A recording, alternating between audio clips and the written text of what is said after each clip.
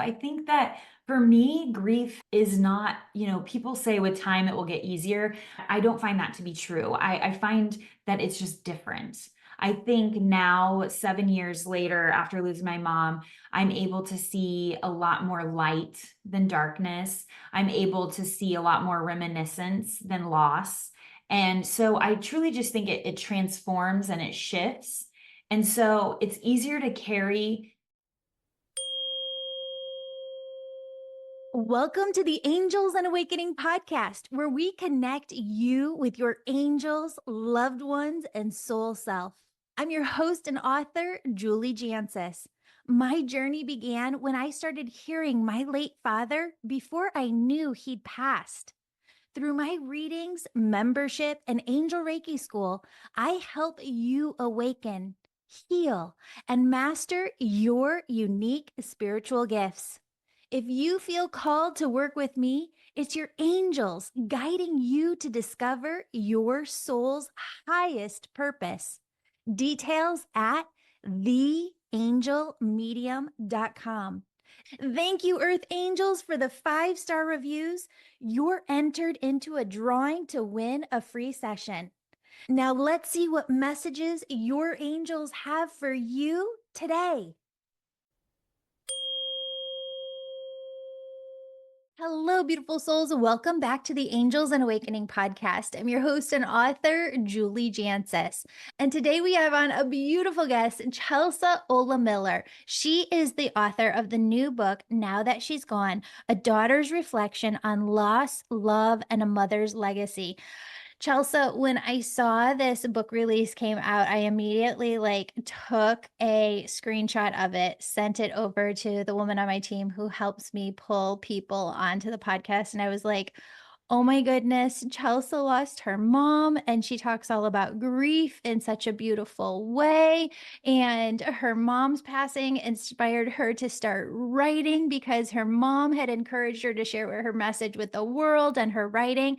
And I was like, we have to have her on. So I'm so glad you're here, and I'm so excited to connect. Yes, thank you so much for having me. I'm thrilled to be here and I'm looking forward to our conversation. I wish it was under better circumstances. I lost my dad, and that encouraged me to start the podcast. And I know what it's like to just kind of be thrust into a time in your life where you're just not expecting it, but grief can hit you like this tidal wave and take up a lot of space. It takes a lot of time to learn how to navigate and understand how to breathe again and how to find joy again and how to be yourself again. And so I know that the listeners love angel stories, and you have stories of your mom's presence coming through, signs coming through.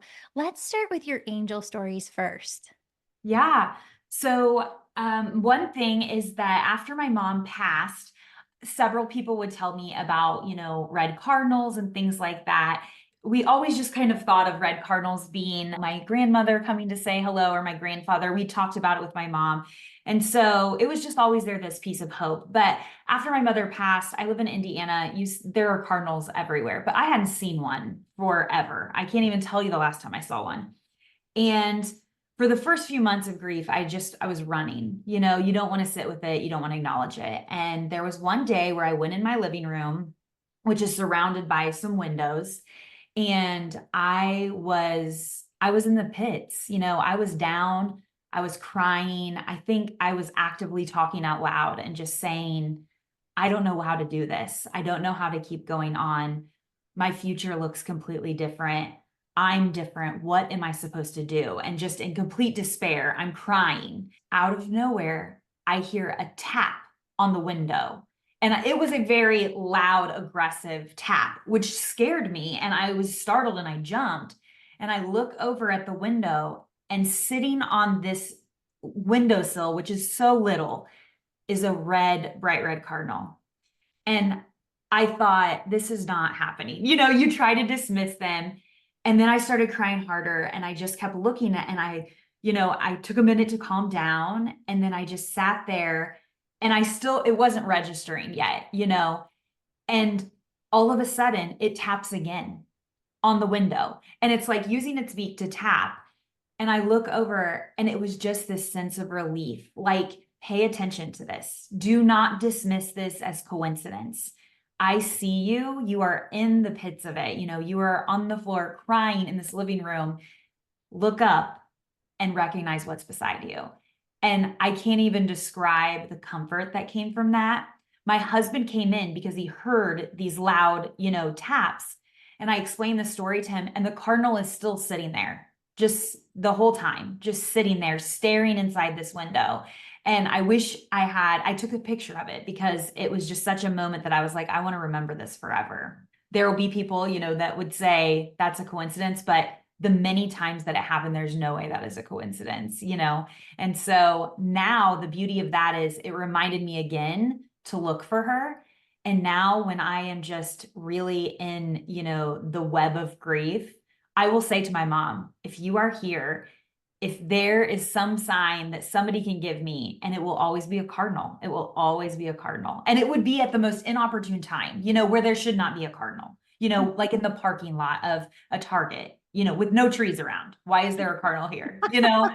And so it's just that it was such a beautiful moment. And I hope that even just describing it, sometimes you have to feel those moments to truly grasp the levity of it. But yeah, it was just such a beautiful reminder. And it was probably only about 6 months, maybe 7 months into my grief journey. One of the things that Spirit was saying, well, they were saying a lot while you were talking, but your mom had me write down to ask you, did you feel her as you were writing the book? Because I kept getting this imagery, this vision of you like as you're sitting down writing. And I'd love to know, side note, this is just me, what's your writing process to just like get the book out? Because I know a lot of times you have to just carve it out of your schedule to find that time, but you're a busy mama, right? You have 3 kids. So how did you write the book? And also, did you feel her coming through and her presence a lot as you were sitting down to write it?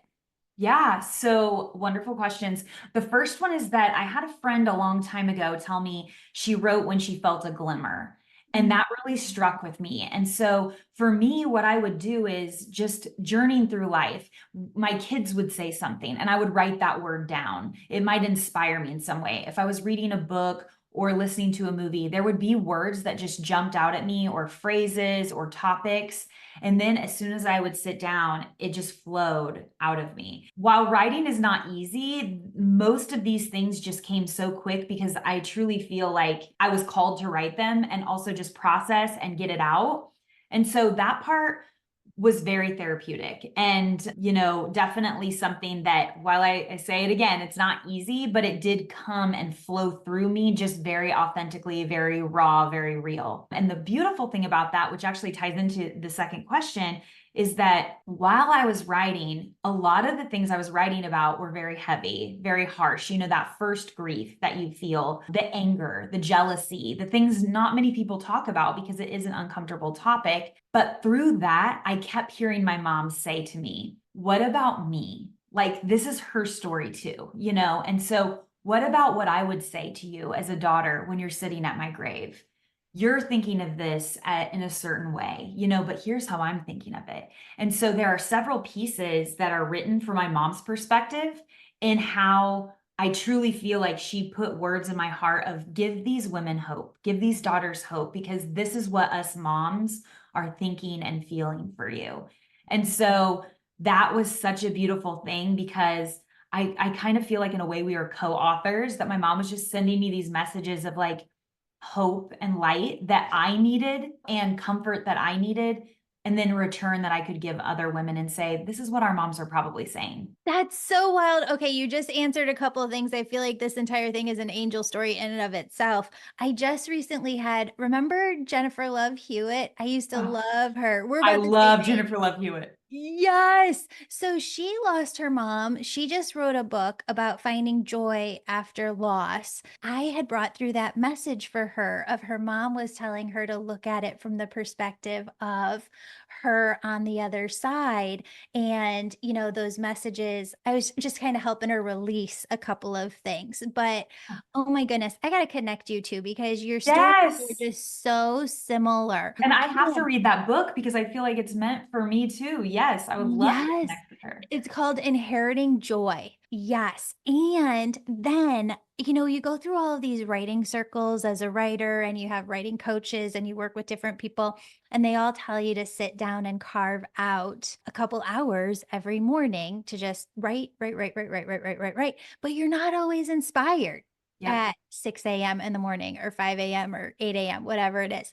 And so I've been praying every morning and asking my angels to bring me the right answer to this. And I've been feeling just right when you're inspired, just right when you're Yes. inspired. And that's just what you said. So I Yes, and I said, truly, you need to do that because there are so many books that are wonderful resources and they work for people, to carve out like a writer's guide or whatever, there's a very popular book and that works so well for people. That doesn't work for me. I have to write when I feel like the message has been sent to me and I feel like there's been some kind of inspiration, and giving myself permission to be messy and when that shows up is what really helped me be a better writer. And also just in tune with what is best, because if you do that, sometimes you're giving a message and you're writing because you need to, but not because you're called to, and those are very different things. and there's just a magic that comes through. Like when you're inspired, you're in the vibration, it's happening.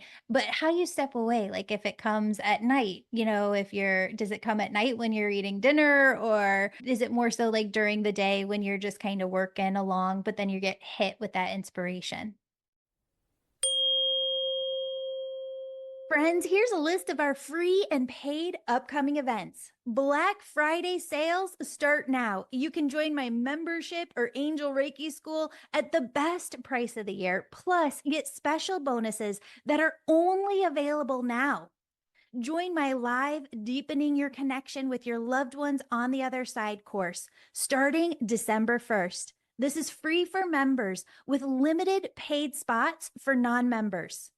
Free workshop November 27th at 8 p.m. Central on how to hear your loved ones in heaven. And join our free prayer meeting right before that at 7 p.m. Central.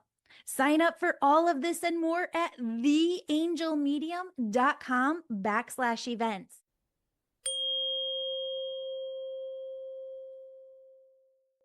Yeah, so what I do is I keep my phone with me at all times and I use the notes section.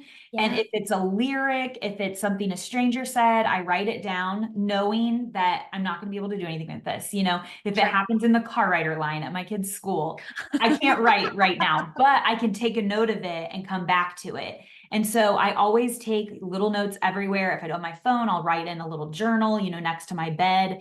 Anything I can do to take that blip of information, whatever it may be, and then use it when I have time. And so I think Anne Lamott has even spoken about that, is like sometimes the universe will send us these things we need to write about and we can hold them. We don't have to do it right away. There's no pressure to, release it immediately. But if you wait, if you don't do anything with it, it's going to go to somebody else. But Yeah. I've never had that happen. You can take the time. And also sometimes it's even better because then you can say, wait a minute, here's how I originally thought of this phrase or this topic, and here's what's coming out of me now, and Yes. so it can shift a little bit as grief does. 100%. Well, and it's interesting. I love that you brought up Anne Lamott because we had her on the podcast this spring with her new book. And I always tell people whenever you're in writing circles or you're working with writing teachers, they're always like, Anne Lamott, Annie Lamott. I know a lot of people might be listening and be like, Julia, I don't know if today's episode applies to me. We're getting into grief, but there are so many sessions that I do with people where spirit comes in and just asks them to write something down. And I think that our school systems are just so wonderful and so phenomenal in so many ways, but that a lot of people have these perceptions going through school, like, I'm not a good writer. I don't know that I could write. Sometimes it's just writing things down for our own family legacy to get passed down. Sometimes it's just writing things down for our kids because our angels are asking to in our hearts. The angels know that our kids are going to need something later down the road. And you might be in that inspiration right here, right now to jot it down, and they need it. Sometimes it's because we're connected to our great grandparents, you know, people in the past and our families who have just done cool things or different things, and we need to know about them. You say that your mom passed and she had encouraged you to share your work, and that's not an easy thing to do. That can be hard. How did you bridge that gap that through your grief, you actually started to listen to mom and to write? Yeah. So basically, I realized the harsh reality that my mom had given me advice, and that was the last advice I would ever get from her. There would be no new advice coming from my mom. And so I had to really step back and listen to the advice she gave while she was here and use that to fine tune how I showed up for people, how I lived my life, which dreams I pursued, and really for healing ultimately. At first I just thought, if nothing else comes from this, I'm releasing this emotion and this heartache and this heavy weight that I'm carrying. And then it just developed into something where other women would say, you just wrote what I've been trying to tell my husband or my best friend, but I didn't have the words.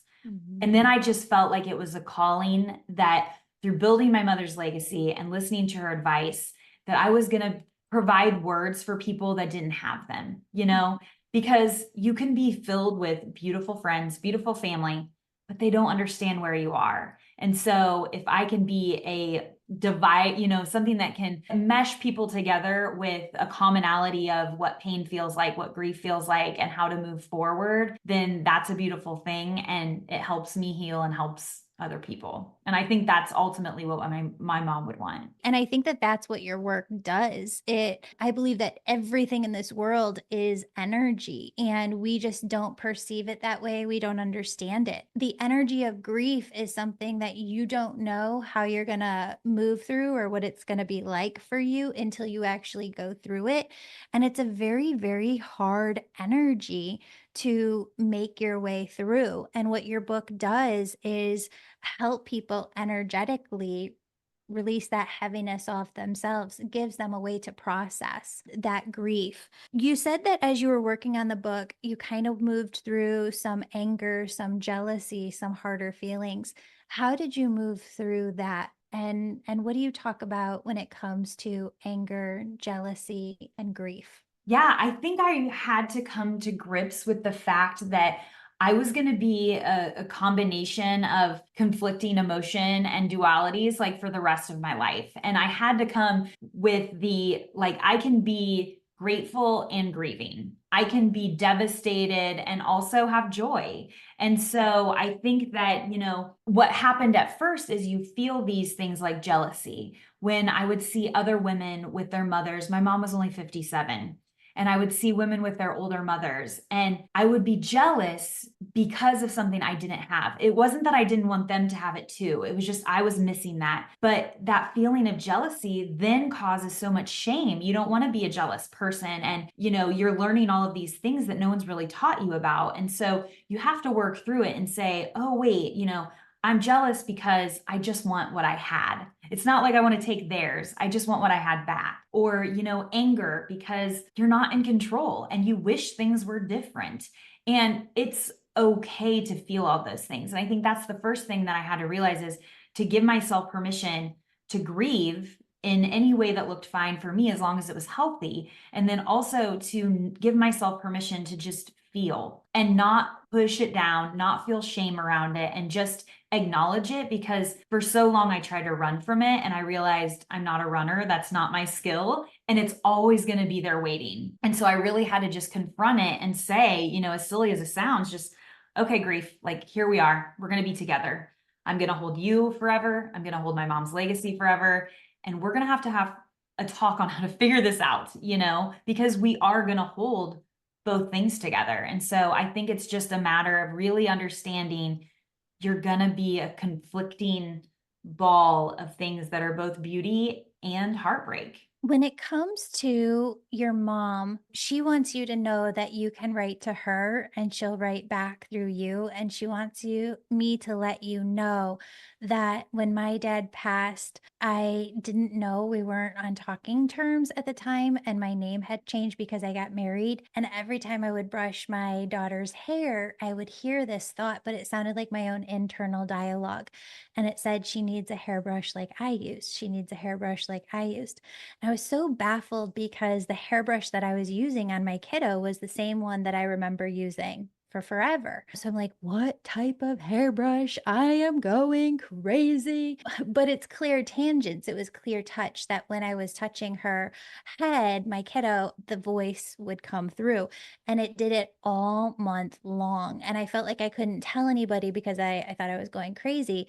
But I started to work with different spiritual teachers. And as I connected with different folks, I realized, holy hell, like when you think of mediums, the best mediums out there, you think that they hear their loved ones on the other side in this like booming voice, or your mom's just beautiful voice, or my dad's voice. It was kind of higher pitch for a guy. And it's not. They don't. There is an inner wisdom. There is this inner voice. And like as a writer, I've been writing since I was 14. You just kind of are fed lines sometimes. Like you'll get a line, you're like, oh God, gotta get a pen right now. Like I have to write that down because that is so good. And there's no way that that came from me, right? Like just Right. divine inspiration. But that happens with our hearts and it just kind of comes through. So I don't think that everybody's loves like writing or just like hearing that voice and writing things down, but you're one of those people that do. And if this calls to you who are listening, try it. You can try it with an angel. You could try it with a loved one on the other side. When you have time and the kids aren't around, but you have like an hour to yourself, sit down and just write for 20 minutes a heartfelt letter to your mom and ask her every question that you have. And after you're done, write a letter from her back to yourself because I she'll will do come that. through that voice, that inner wisdom. Friends, I just want to thank you for sharing each episode with your friends. Because of you, we've hit nearly 10 million downloads a year. Wow. As a thank you and gift, please enjoy my free 31-day angel success formula at theangelmedium.com so you can start connecting with your angels today. And please share today's episode if you've enjoyed it and tag me at Angel Podcast. I have tears, but I'm Oh, definitely going to do that. because she says a lot of times, like with the kids, you always wonder, like, what would she think about this? Or what would she say about this? Or what would her opinion be? And she's like, I'm feeding it all to you, like right through your psyche. I had just done a session right before this. And I told the woman, your dad and your aunt are on the other side, and they want you to know that your daughter needs the swimming lessons, not because anything's going to happen, but just because she needs the swimming lessons. And she goes, oh my God, I've been hearing that in my intuition. My mom's been hearing it constantly. I was like, yay, that's it. And she goes, you're right. It's not for anything bad.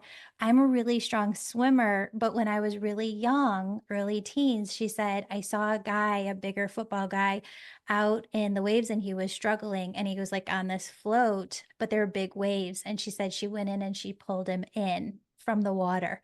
Oh my God, that's it. It's your Yes. intuition, like, but it's Oh my talking to God. you all the time. I have tears still, like it's just flowing from me. Tell me what grief is like for you today. So your mom passed in 2017. You kind of went through the bigger waves of grief. Does it lessen for time over time for you? Does it still come back in bigger waves every once in a while? And if so, how do you manage those days? Yeah, so I think that for me, grief is not, people say with time it will get easier.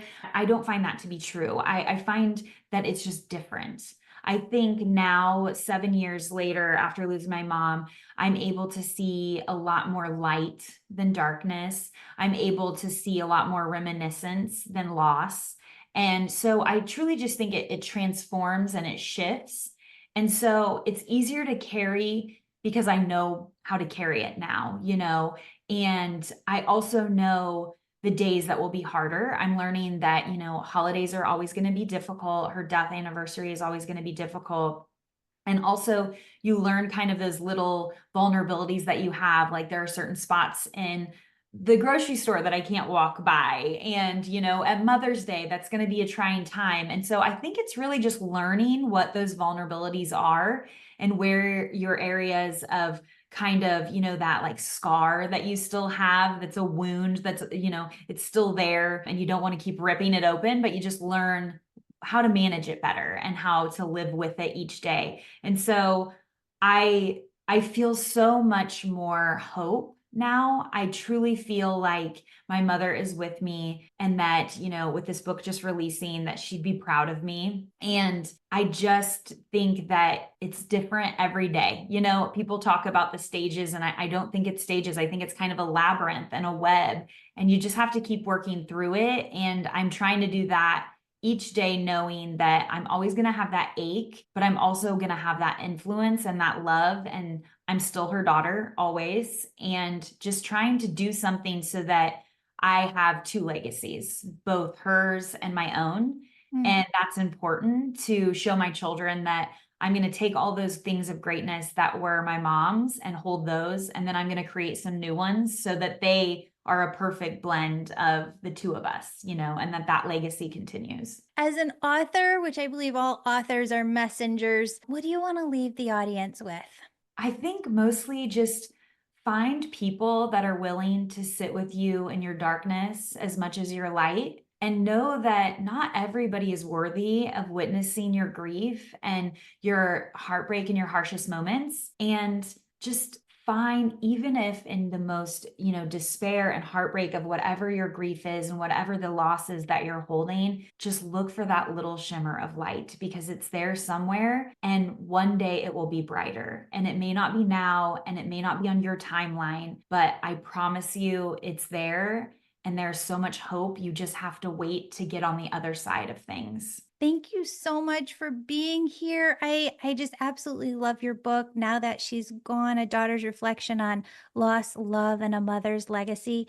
Tell everybody where they can find you, where they can find your book, and where you're on Instagram. My social media is Happiness, Hope, and Harsh Realities, but you can find it at Hope and Harsh Realities. My website is the same, www.hopeandharshrealities.com. My book is available everywhere on all retailers online, Barnes & Noble, Amazon, Target, all of those places.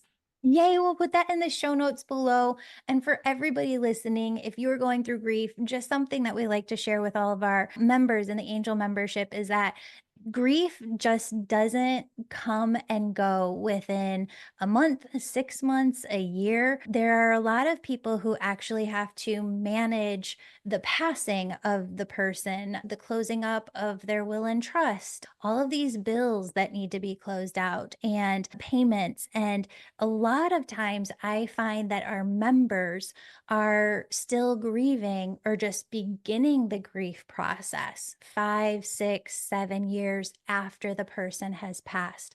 And I just want you to hear that if that's you, you're not alone, that is very common as well. And at any point, if you need love and a supportive community who just gets it, we do have an angel membership, which is all about your spiritual growth. But one little piece in there is once a month on Wednesday nights, we have a group we call Spirits Uplifted. And it's all people who just want to process that grief from a spiritual perspective. And so we have a woman, Lindsay, who runs that group, and she does a phenomenal, phenomenal job with that. If you want more information, you can go over to theangelmedium.com and look at the angel membership to sign up. Thank you so much for being here. Thank you so much for having me. I feel like we're old friends, that we've known each Me other too. forever, and I'm just so thankful for this opportunity. If you feel called to become a certified angel messenger, energy healer, and medium, join my Angel Reiki school to learn all three at once. I'll also give you my secret sauce for building a successful, sustainable spiritual business. We're in person November 2024 and April 2025, or start the Angel Reiki School online on the first of the month. For personal messages from your spirit team, book a one-on-one reading with me. New slots are released monthly via email. Join my membership to grow spiritually, heal deeply, and connect with your angels for daily guidance and support on your personal journey. Visit theangelmedium.com/contact. Have an angel story? Share it at theangelmedium.com/contact to inspire our community with hope and love. Thank you for listening, and I'll see you back here Monday with a brand new episode.